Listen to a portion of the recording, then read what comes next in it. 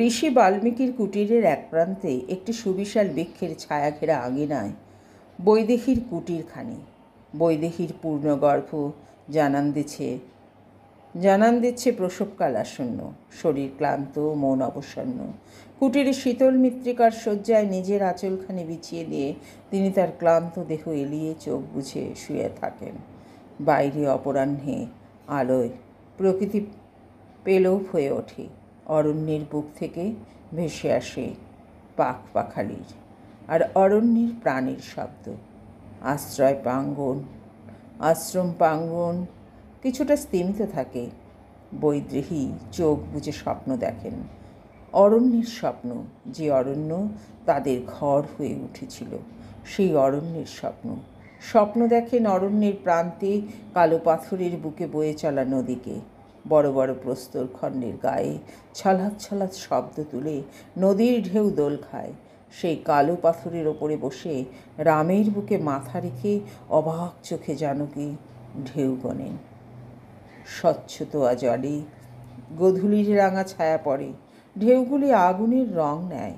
রঘুনাথ পরম প্রেমে তার জানকীকে উষ্ণ আলিঙ্গন করে কানের কাছে মৃদু স্বরে বলেন, চেয়ে দেখো প্রিয়ে, এই আমাদের জীবন। সেও এমন স্রোতস্বিনী, এমনই প্রবাহমান। সে এক মনে ঢেউ তুলে এগিয়ে চলে তার লক্ষ্যে। পথের দুধারে দৃশ্যপট পাল্টে যায়। কখনো সে পর্বতের রুক্ষতার বুকে বয়ে চলে, আবার কখনো এমন অরণ্যের নিবিড়তার মধ্যে তার পথ। কখনো সে শস্য শ্যামলং হরিৎ ক্ষেত্রের ধার দিয়ে বয়ে চলে, আবার কখনো পুণ্যভূমির স্পর্শে সে ঐশ্বরিক হয়ে ওঠে বয়ে চলার পুণ্যে। জীবনের এই প্রবাহে অনেক ওঠা পড়া সঙ্গ নেবে, অনেক অন্ধকার পথ রোধ করে দাঁড়াবে। সুখের পাশেই শোক ঘর বাঁধে। তাতে কখনো বিচলিত হয়েও না জানকী, বইতে থেকো, পুণ্যতোয়া নদীর মতো বইতে থেকো। জানকী ঈষৎ হেসে তার প্রভুর বুকে মুখ লুকিয়ে চুপ করে থাকেন। অন্ধকার নামে হঠাৎ ওই নৈশব্দ খণ্ড বিখণ্ড করে এক সোনালি বিদ্যুৎ রেখা ঝলসে উঠে মিলিয়ে যায়, স্বপ্ন ভেঙে যায়। বৈদেহী অস্ফুটে আর্তনাদ করে জেগে উঠে বসেন। তার সমস্ত শরীর ঘর্মাক্ত। তিনি বড় বড় নিঃশ্বাস নিতে নিতে কুটিরের বাইরে চোখ রাখেন। অপরাহ্ন গোধূলির দিকে ঢলে পড়েছেন। আশ্রম জেগে উঠেছে তার নিজ নিয়মে। বৈদেহী ইদানিং যখনই স্বপ্ন দেখেন, এমনই এক সোনালি বিদ্যুৎ রেখা তাকে ছিন্ন ভিন্ন করে তাকে জাগিয়ে তোলে। এই সুবর্ণ আভাখানি তার বড় চেনা। বনবাসীর দিনে লতাগুল্মের আনাচে কানাচে এমনভাবেই এই সোনালি আলো ঝলসে উঠত তার বৈদেহীর মুগ্ধ চোখে। সেই ছন্দময় গতিকে দেখতেন।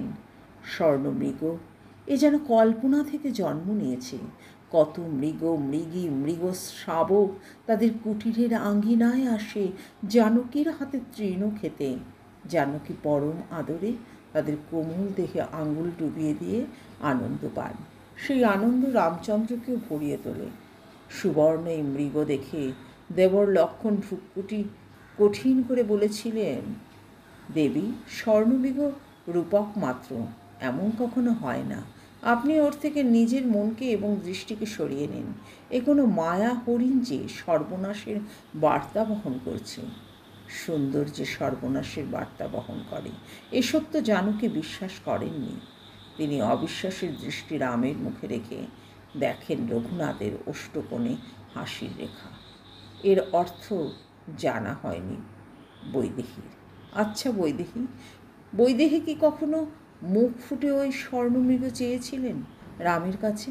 কই, সে কথা তো মনে আসে না তার। তিনি শুধু দু চোখ ভরে ওই স্বর্ণময় বিদ্যুৎ গতিকে দেখতে চেয়েছিলেন। কখনোই তাকে নিজের বশে আনতে চাননি।